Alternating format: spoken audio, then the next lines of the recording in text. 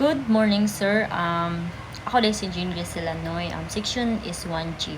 Ug mo din ni akong video sa kanang unsa daw ka importante ang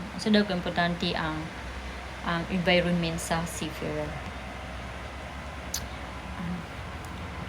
Mo ni, ang papel sa usa ka seafarer daw sa pagpanalipod sa kinayahan or labi ng importante tungod kay sila mao ang unang linya sa dagat nga nagbantay nga kinabuhi sa dagat ug mga natural nga panguhaan dili makadaot sa operasyon sa dagat sa barko.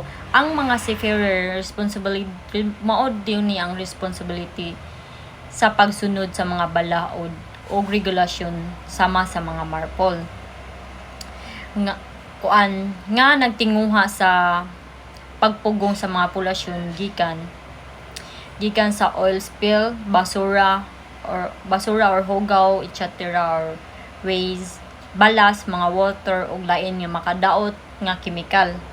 Like basta etc. na sila.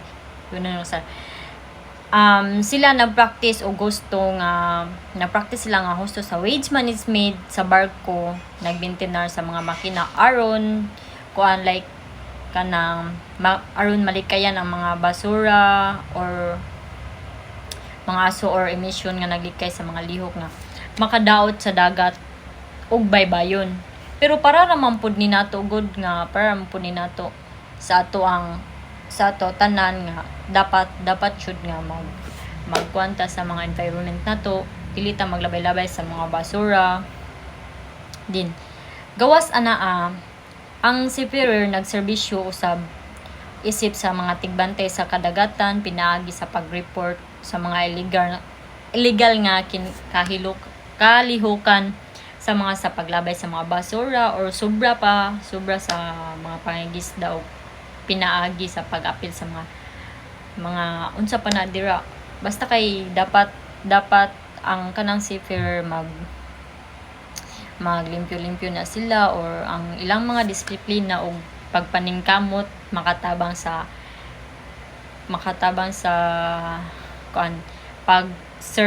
serbar sa mga limpyo o sa lawas sa kadagatan nga importante dili lang para sa mga hayop sa dagat apan usab para sa panginabuhi o kaluwasan nga maabot sa mga henerasyon. So mao to sir ang akong